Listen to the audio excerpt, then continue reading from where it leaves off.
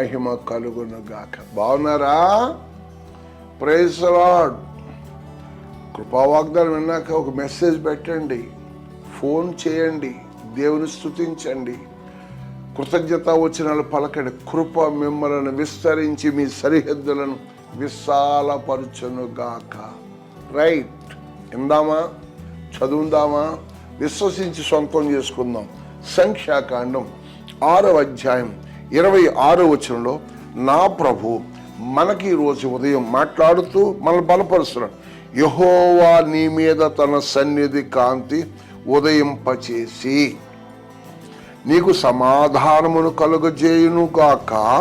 అట్లు వారు ఇశ్రాయేలు మీద నా నామము ఉచ్చరించుట వలన నేను వారిని ఆశీర్వదించెదను. ఎవరు దేవుని నామాన్ని స్తుతిస్తున్నారు? ఉదయం మనం స్తుతిస్తున్నాం కదా, ఆమేన్ అనండి. యెహోవా నామాన్ని ఎవరు ఉచ్చరిస్తున్నారో, స్తుతిస్తున్నారో వారిని దేవుడు సియోనులో ఉండి ఆశీర్వదిస్తాడట.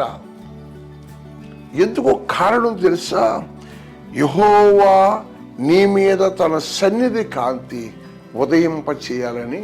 ఉదయభానుడు ఎలాగైతే వస్తున్నాడో, కనపడుతున్నాడో, కనపడని పరిశుద్ధాత్మ అభిషేకం నీ మీద ఉండి, మన ఒక చిన్న పాప అక్కి అని పిలుస్తాం, పీబీ అమ్మ మనవరాలు.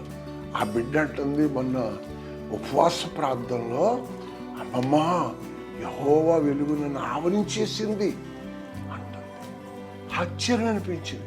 అసలు ఎలా తెలుసా బిడ్డకి? 3వ సంవత్సరం ఆ అమ్మాయికి ఇప్పుడు. ఎలా అంటే దేవుడు తన ప్రకాశకాంతమైన కాంతిని ఉదయిస్తున్నాడు. అంచేత ఆత్మ సంగములతో చెప్తున్న మాట చెవిగలవాడు అనగా ఆత్మీయ చెవిగలవాడు అనగదుడు. ఆత్మీయ నేత్రాలు తెరవడు, ఆ మహిమను చూస్తాడు. నీ ఉదయం నమ్మితే, ఆయన వైపు చూస్తే నీకు సమాధానము కలుగుజేయును. కుటుంబంలో భార్యాభర్తల మధ్య అసమాధానంగా ఉన్నారా? నా ప్రభు మాట వింటే ఆయన ముఖ కాంతి మీ మీదకి వచ్చి మీకు సమాధానం ఇస్తారు. మీ ఆఫీసు అసమాధానంతో ఉన్నారా? మీ మేనేజర్ గారికి మీకు విభేదంగా ఉందా? ప్రార్థనాపూర్వకంగా హలో బ్రదర్ బాగున్నారా అని మీ మేనేజర్ గారు మీతో మాట్లాడేంత మనస్సును దేవుడిస్తాడు. ఆయన ముఖ కాంతిలోనికి నువ్వు వస్తే, ఆయన సన్నిధిలో నువ్వు ఆనందిస్తేనట, ఆయన నీ మీద తన సన్నిధి కాదు ఉదయింపజేసి నీకు సమాధానము కలగజేయును.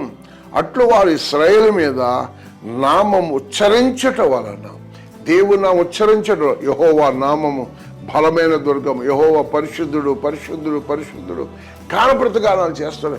మహాదేవునికి మహిమ మహిమ మహిమ కలుగునుగా కానీ ప్రకటిస్తుంటేనట దేవుడు వారి జీవితంలో అద్భుతం చేస్తాడు. సమూయేలు కాలంలో ఇశ్రాయేలీయులు దేవుని మందసం ఆ బబులోను రాజ్యానికి, ఆ ఫిలిష్తీయుల దగ్గర నుంచి వచ్చేస్తుంటారట.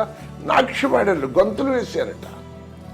ప్రజలందరూ ఇదేమిటి అనుకున్నారట. దేవుని దావీదు ఆ క్రియాతారులో ఉన్న మందసాన్ని తీసుకొస్తున్నప్పుడు నాట్యమాడుతుంటే తన భార్య అయిన మీకాలు హీనుడిగా చూసింది. కానీ పరిశుద్ధాత్ముడు కోపం వచ్చి ఆమె గుడ్రాలుగా మారిపోయింది. దేవుని సన్నిధిని ఆనందించు, ఆరాధించు, చేతులెత్తు, స్తుతించు, ఉచ్చాటన చేయి, ఘనపరచు. యెహోవా నామం బలమైన దుర్గం, యెహోవా నామం అద్భుతాలు చేస్తుంది. అన్ని నామముల కంటే పై నామం అంటా ఉండు. ఆహా, నీ జీవితం, నీ కుటుంబం అద్భుతం చేస్తుంది. ఆ యెహోవా నామమును ఆశ్రయించిన మెషీబేతును దేవుడు దావీదు బల దగ్గర కూర్చోబెట్టుకుని వారు చేశాడు. ఆ యెహోవా నామాన్ని స్మరించిన ఆ గనురాలైన ఆ పట్టణస్తురాలు, ఆ సునేమి పట్టణస్తురాలు 7 సంవత్సరాలు కరువు కాలం వస్తుంటే మన దైవజనుడు చెప్పినట్టు వెళ్ళిపోయింది. కాబట్టి తిరిగి వచ్చాక తన ఆస్తిని తనకు దేవుడు ఇచ్చాడు. నీవు ఆయన్ని కనపరిస్తే దేవుడు నిన్ను కనపరిచి నీ మీద ఆశీర్వాదపు జల్లులు కురిపించి యెహోవా ఇది మొదలుకొని మిమ్మల్ని ఆశీర్వాద వారసులుగా చేయును. అట్టి కృపా వాగ్దానం వింటాను మీకు తోడయుండి నడిపించి పోషించి సంరక్షించునుగాక. ఆమేన్.